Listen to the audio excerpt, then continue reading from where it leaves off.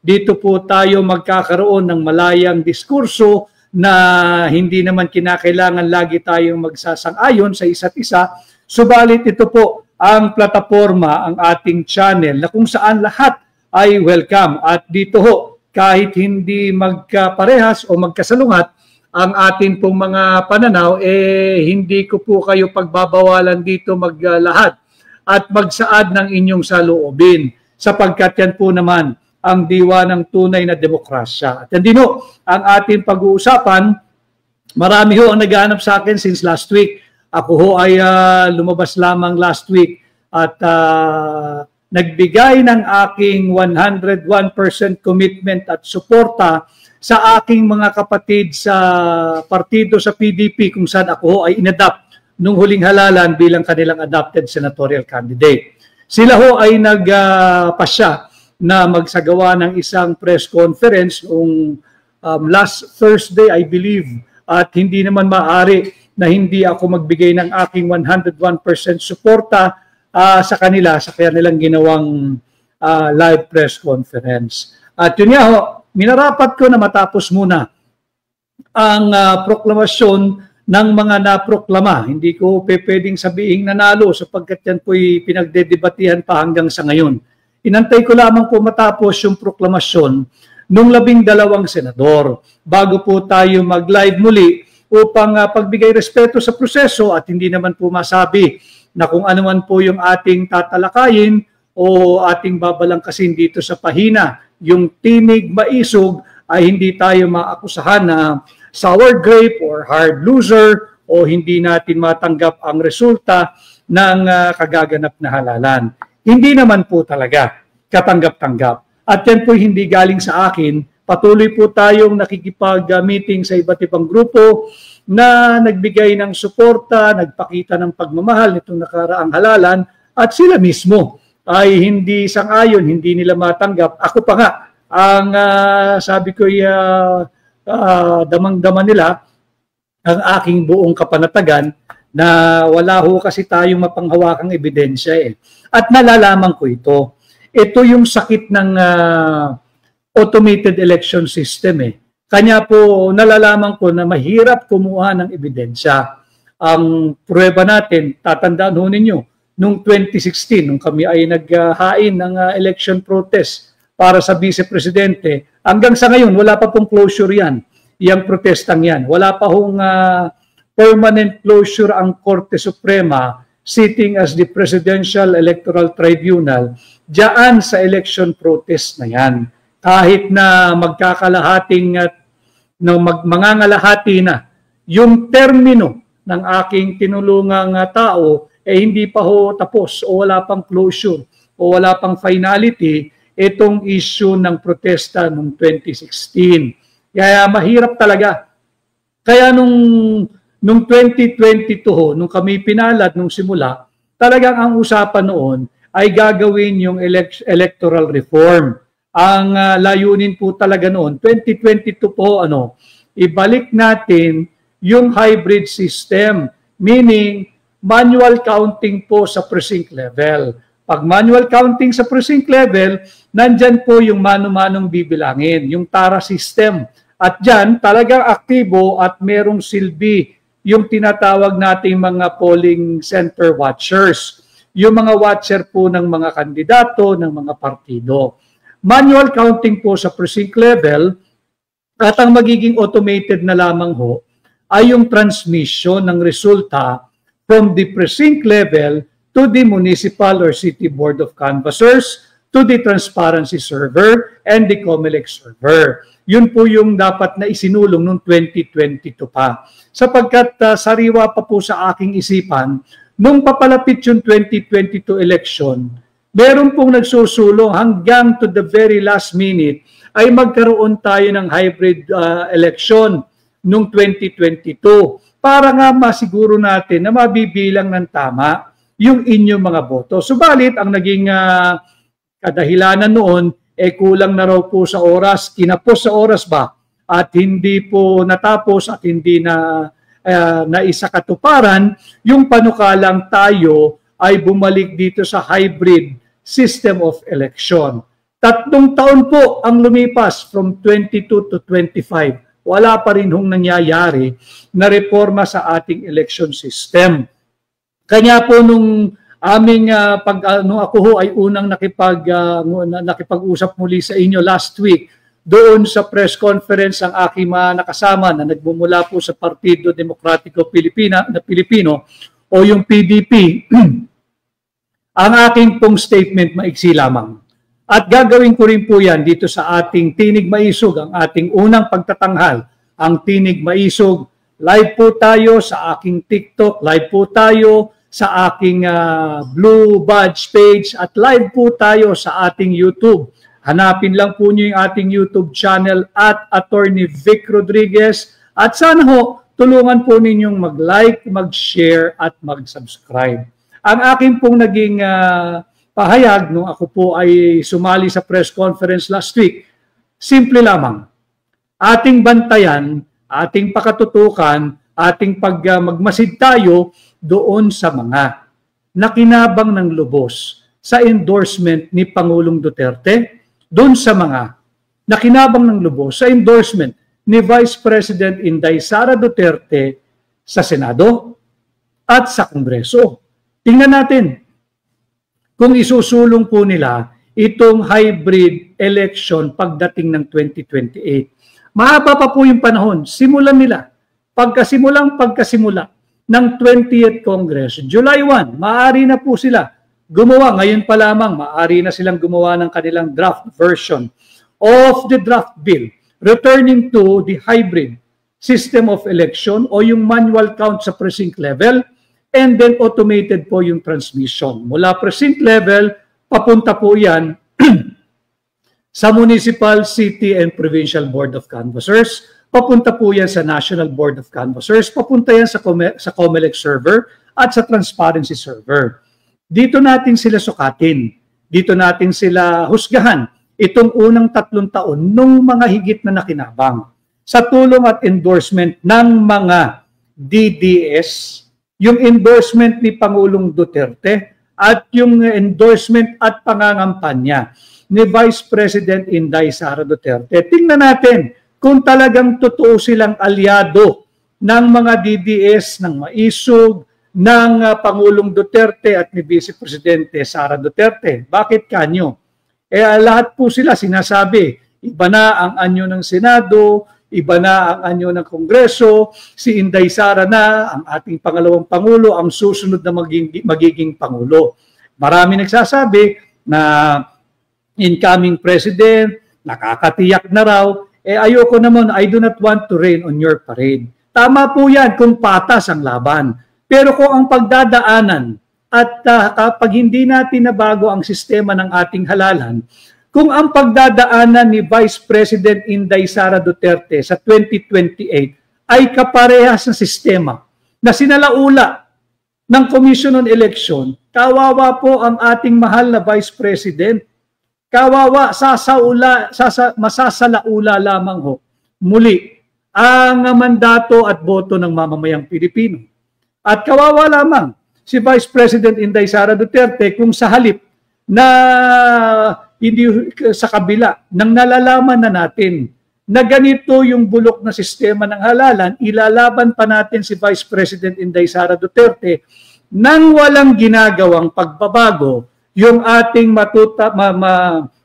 masasabing aliado sa Senado at sa Kongreso. Marami-rami na po sila at kaya nang magsulong talaga ng batas, hindi po sila totoo kay Pangulong Duterte. Hindi po sila totoo kay Vice President Inday Sara Duterte. Subalit, wag po muna tayong magbigay o maglahad ng ating paghuhusga o opinion hanggat hindi nasisimulan itong 20th Congress. Tayo'y umaasa na yung ating mga aliado ni Pangulong Duterte, aliado ni Vice President Inday Sara Duterte dito sa incoming 20th Congress, magsusulong na po ng makatotohanang reforma sa ating election system nang hindi na manaig ang pagdidikta ng iilang korap na opisyal ng pamahalaan at ng mga nakikialam na banyagang impluensya at mga elitistang politiko kung sino ba ang magiging susunod na Pangulo. Alam ho ninyo, yung panawagan nating Protect Vice President Inday Sara Duterte, tama po yun. Tuloy-tuloy yan. Ipoprotektahan natin si Vice President Inday Sara Duterte dito sa nalalapit na pagdinig ng kanyang impeachment case. Itong bogus na impeachment case. Mabantayan natin, poprotektahan natin si Vice President Inday Sara Duterte. At bukod yan po yung immediate term. For the longer term, kinakailangan maproteksyonan din po natin. Hindi lamang po si Vice President Inday Sara Duterte. Kung hindi, ulit-ulit kong sinasabi, yung sagradong mandato, sagradong boto, at sagradong tiwala ng mamamayang Pilipino. Nakita naman ho natin, ang mahirap lang talaga, pag automated, pagka hinihingan ka ng pruweba. Mahirap talaga ho yan. Pero hindi naman talaga katanggap-tanggap yung naging itsura, yung wangis, at kinalabasan ng ating halalan. I rather not talk about my own candidacy sapagkat alam naman ninyo, sasabihin ni self-serving o kaya sour grape. Hindi po, objectively, talagang kaduda-duda po yung naging pattern ng transmission ng resulta. Hindi nagbago, simula't simula magkaroon ng transmission ng resulta, hindi na po nagbago yung ranking naming mga kandidato. Kung sino yung number 1 hanggang doon sa dulo, yun na po iyon. Katangi-tangi po ito at maganda rin yung graph na ipinakita ni SAS doon sa kanyang pahina na uniform po uniform yung distribution ng votes. Wala pong pinagkaiba to noong 2013, I believe. Nung dinistribute din yung boto doon sa mga kandidato nung panahon na yon, noong 2013, yung 30 at 60-30-10. Dinistribute po yung boto 60-30-10. Dito, ang hirap din pong ipaliwanag yung uniform pattern ng graph na ipinakita ni Ms. Sas.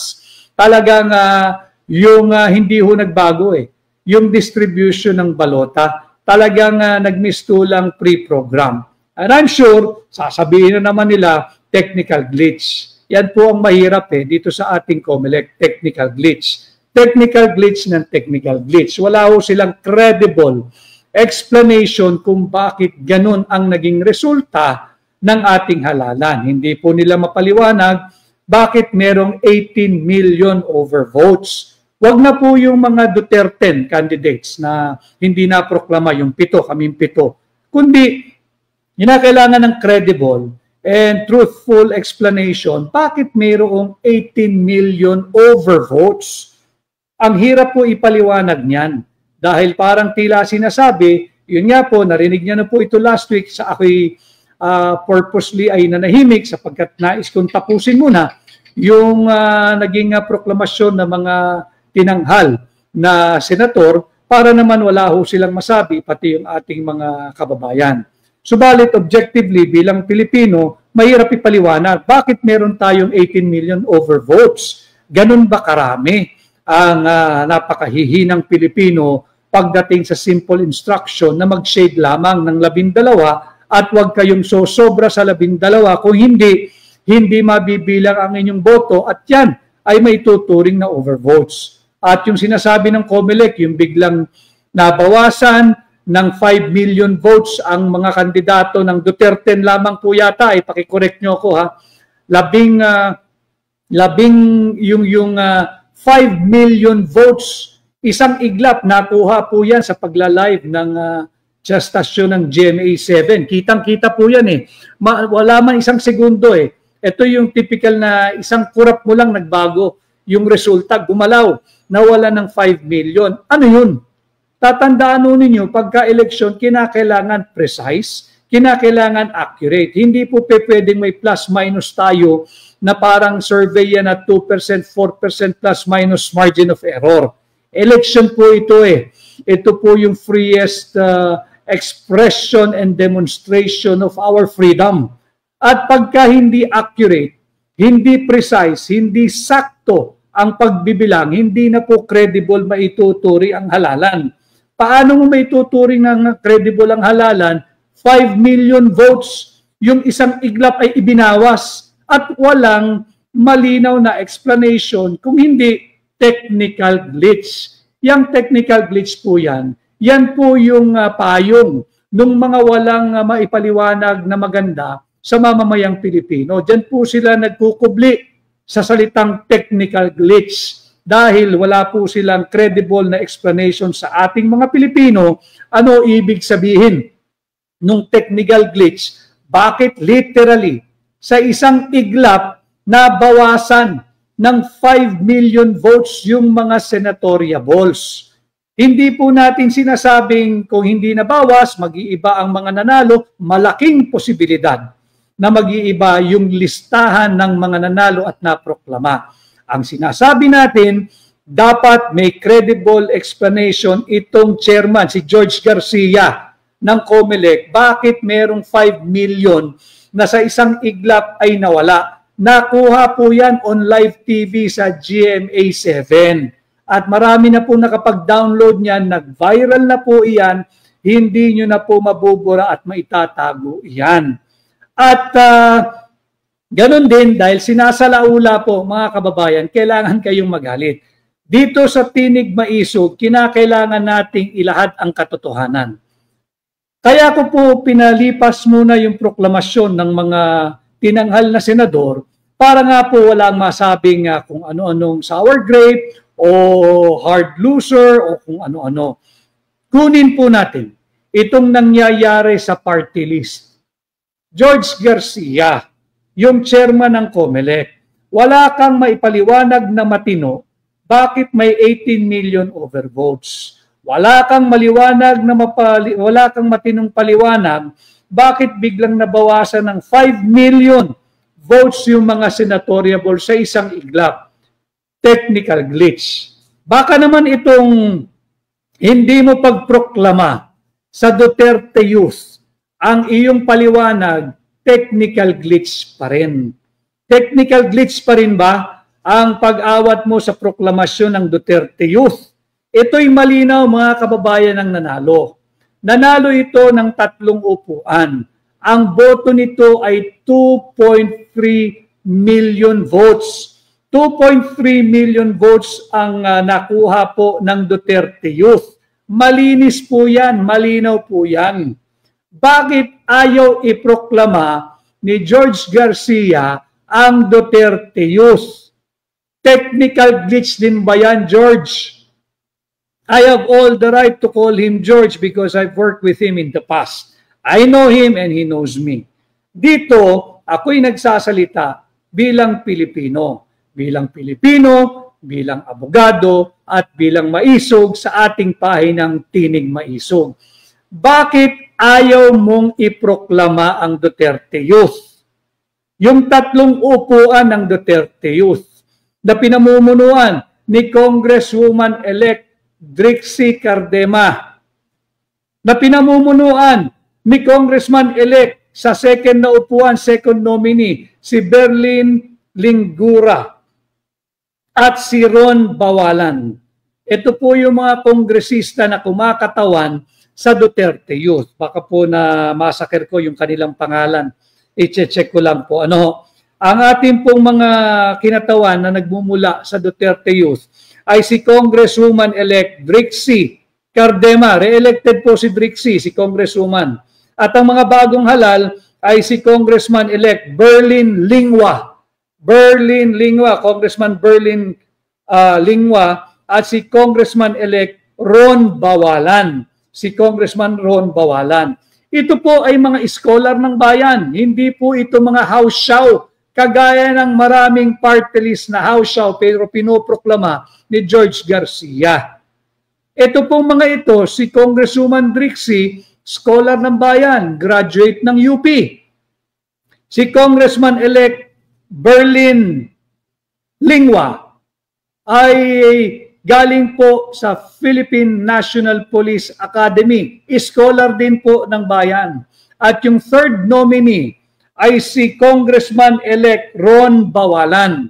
Si Congressman Ron Bawalan ng Duterte Youth ay produkto naman po ng Philippine Military Academy. Mga mararangal na tao po ito, may ulo, may puso para sa bansa at higit sa lahat, hindi po ito corrupt.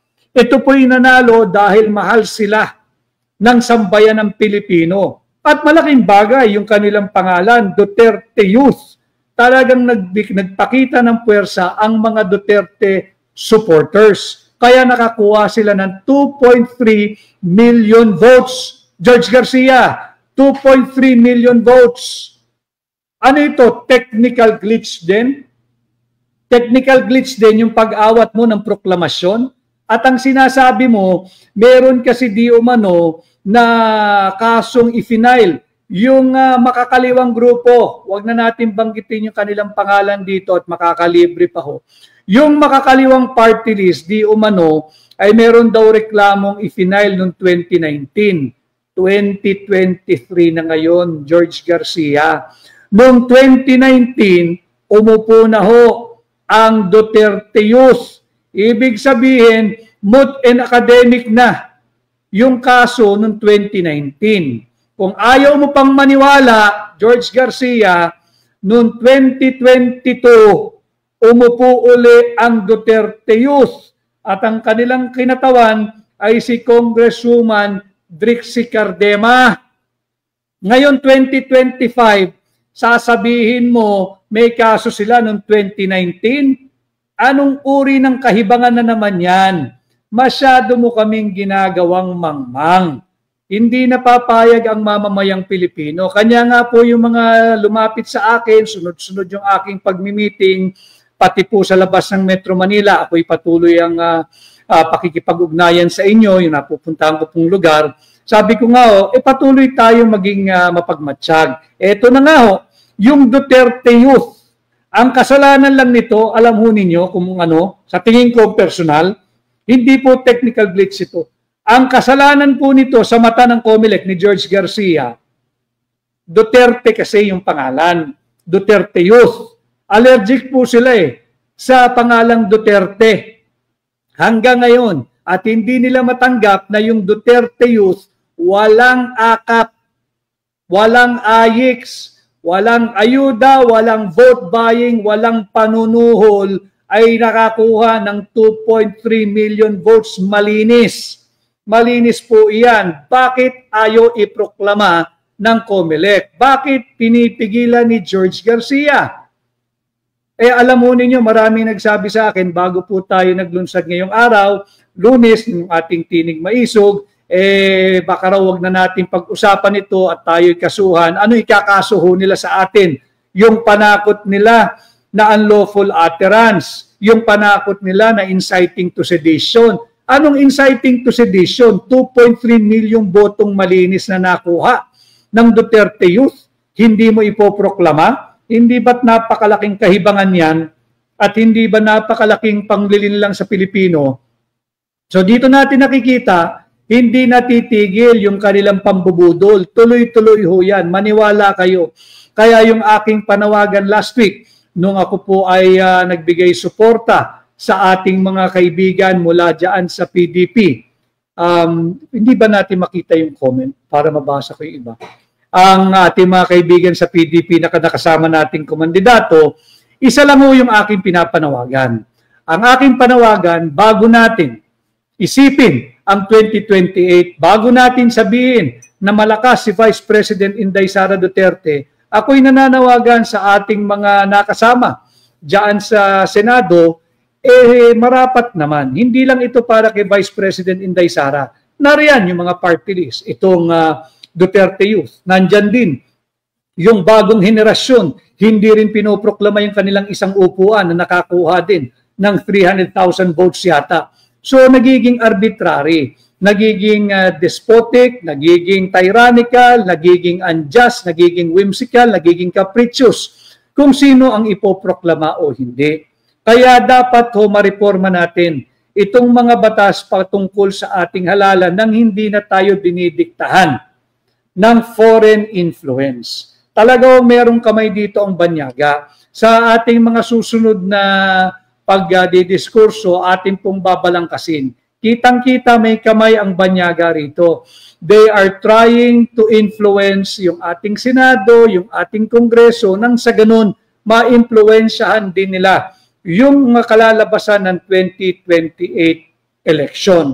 Pero malayo pa ho yun eh. Ang uunahin natin, yung napipintong impeachment trial, bunsod nitong huwad na impeachment complaint laban kay Vice President Inday Sara Duterte. Kaya nananawagan ako doon sa mga nakinabang sa endorsement ni Pangulong Duterte, doon sa mga nakinabang sa endorsement ni Vice President Inday Sara Duterte, doon sa nakinabang sa pagtitiwala ng mamamayang Pilipino, ng mga DDS, ng mga Pilipinong nagmamahal sa ating bansa.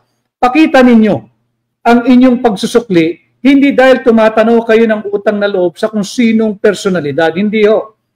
Ipakita ninyo ang inyong pagmamahal sa ating bansa at sa mamamayang Pilipino.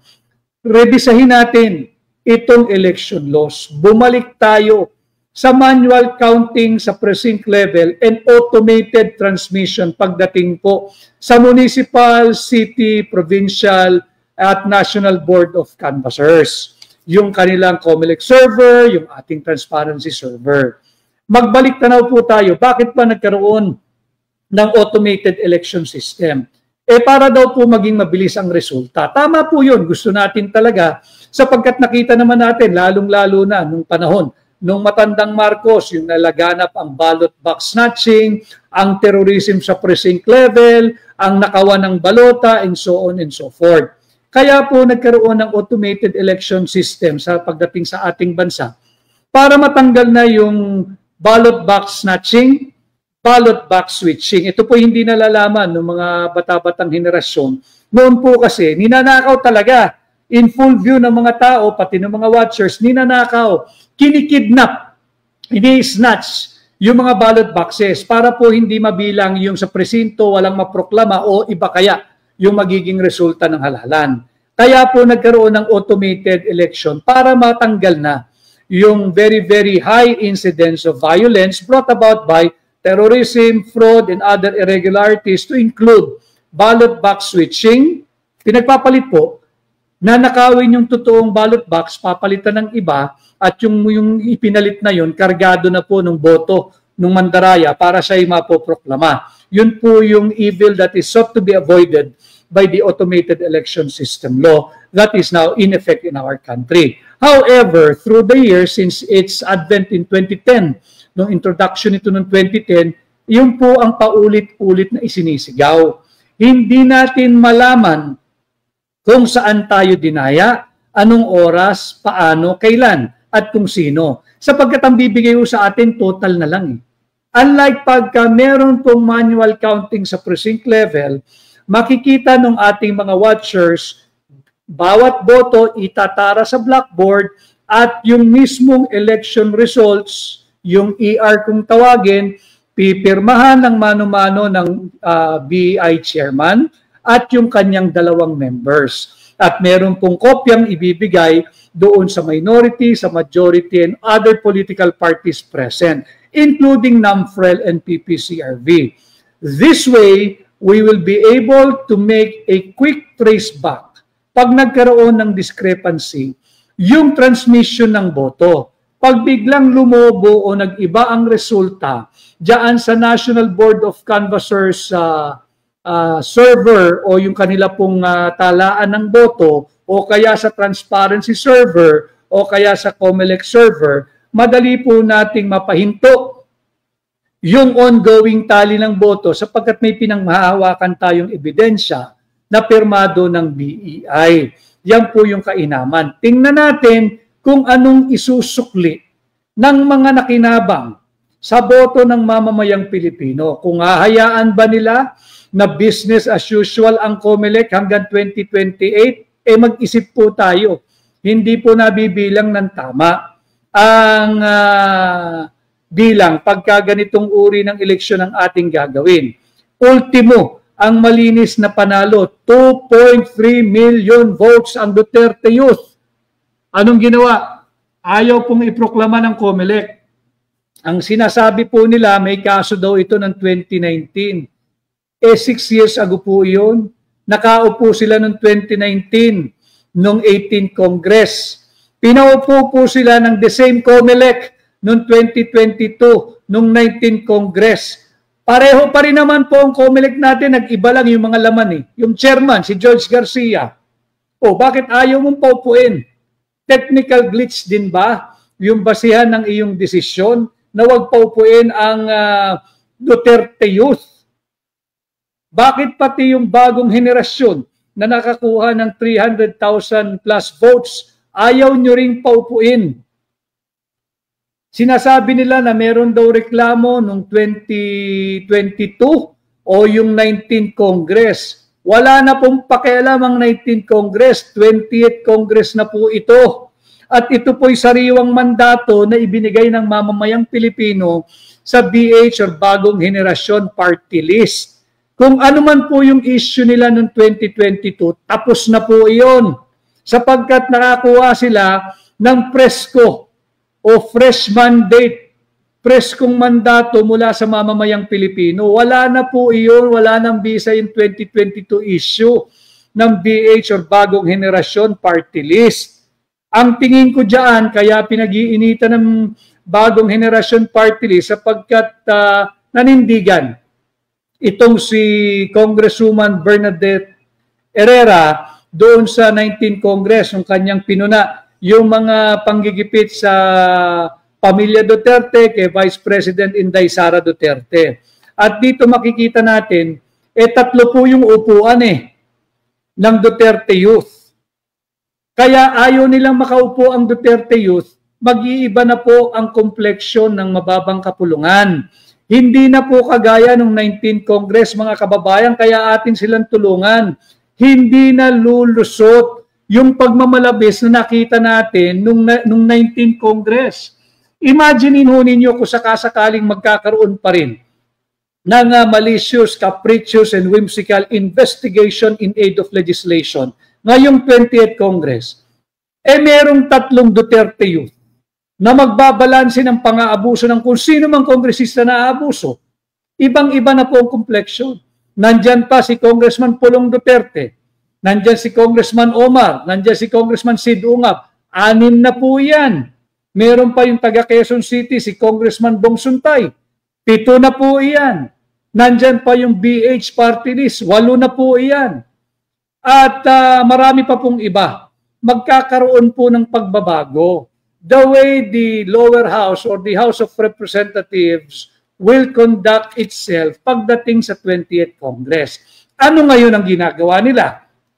Hindi ipinaproklama yung 3 upuan ng Duterte Youth plus yung BH Party List. Di -4 na po agad. Hindi malayo yung mga nanalo kagaya ni Congressman Sid Ungab na kasama ko bilang petitioner dyan sa maanumalya, illegal, immoral, unconstitutional 2025 budget bilang petitioner. Gagawa nila ng paraan na masuspinde. Ganon din si Congressman Pulong Duterte. So nangyayari po rito, nauubos yung mga kongresista na may tunay na pagmamahal sa Pilipino at sa ating bansa. Si Congressman Bong Suntay, kahit po siya naproklama, nanganganib po yan sapagkat baka nga mag-file ng protesta laban sa kanya at yan po ay tatalakayin ng HREP o yung House of Representatives Electoral Tribunal. Dehado po si Bong Suntay dyan. Kaya balitang hopya mani popcorn, dahil ba ang Duterte Youth ang nag-file ng impeachment laban kay Marcos? Yan po yung isang dahilan, mga kababayan. Kaya itong COMELEC natin, itong si George Garcia, nasaan yung iyong pagiging constitutional office? Nasaan yung iyong impartiality? Di ba? Nasaan yung impartiality mo? Iproklama mo yung Duterte Youth. Bakit? Illegal na, seditious na ba ngayon ang mag-file ng kaso ng impeachment complaint laban kay Bongbong Marcos? Seditious, inciting to sedition, ano pa yung ginagamit ninyo? Unlawful utterance? Yan ba ay bahagi pa rin ng patuloy na panggigipit sa mga alyado ni Pangulong Duterte? Iproklama ninyo yung Duterte Youth. Nanalo yan malinis, 2.3 million votes. Walang ayuda yan, George. Walang akap yan, George. Walang AIX yan, George. Walang MAIP yan, George. Walang vote buying yan, George. Puro yan. Puro yan, George Garcia. Puro boto niyan. Tunay yan.